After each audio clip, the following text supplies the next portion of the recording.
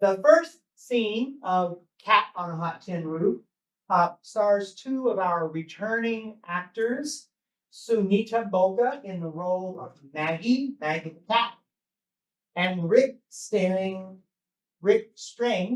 as Brick. And this is the opening scene of the play, establishing the relationship between Maggie and Brick, giving the audience a bit of background on their current situation.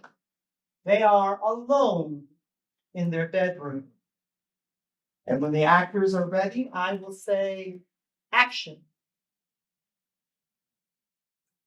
It's so obvious what they're up to. What are they up to, Maggie? Well, you know what they're up to. No, I don't know what they're up to. I'll tell you what they're up to, boy am I. They're up to cutting you out of your father's estate.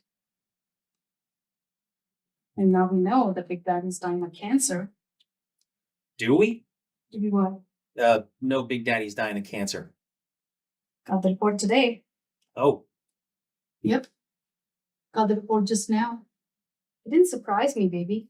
I recognized the symptoms soon as we got here last spring. And I'm willing to bet you that Brother Man and his wife were pretty sure of it too. That more than likely explains why the usual summer migration to the coolness of the Great Smokies was passed up this summer in favor of hustling down here with the whole screaming tribe.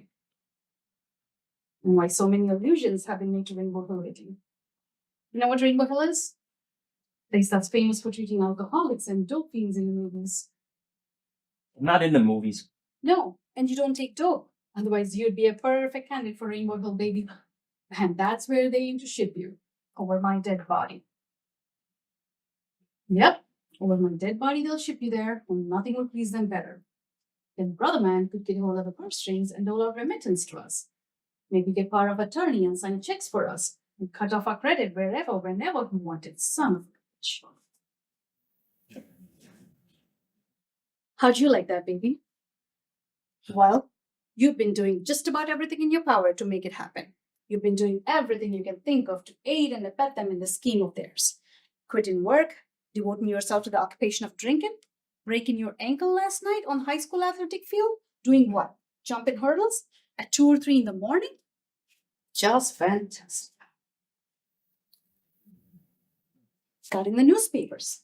A human interest story about a well-known former athlete staging a one-man track meet on the Glorious Hill High School athletic field, but was slightly out of condition and couldn't clear the first hurdle. Brother Man Cooper claims he exercised his influence to keep it from going over AP or UP or every goddamn P. But Brick, you still have one big advantage. Did you say something, Maggie? Big Daddy dotes on you, honey. And he can't stand Brother Man and Brother Man's wife, that monster of fertility May. She's downright odious to him. You know how I know? The little expressions that flicker on his face whenever that woman's holding for one of her choice topics, such as how she refused anesthesia when the twins were delivered. Because she thinks motherhood is an experience that a woman ought to experience fully in order to fully understand the wonder and beauty of it. And how she made Brother Man come in and stand next to her in the delivery room so he would not miss out on the wonder and beauty of it either, producing those monsters. Big Daddy shares my attitude towards us too. As for me, well, I give him a laugh every now and then. He tolerates me. In fact, I sometimes think Big Daddy harbors a little unconscious lech for me. What makes you think Big Daddy has a lech for you, Maggie? Where he always drops his eyes down my body when talking to me. Where he drops his eyes down my boobs and licks his old chops. That kind of talk is disgusting. Did anyone ever tell you you're an ass-aching Puritan Brick? I think it's mighty fine that that old fellow on doorstep of that still takes in my shape and what I think is deserved appreciation. And you want to know something else?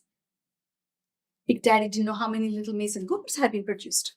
How many kids have you got? He asked at the table, just like Brother Man and his wife were new acquaintances to him.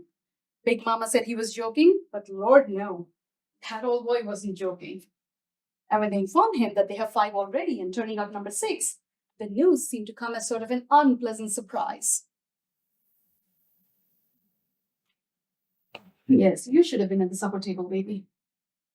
Scene.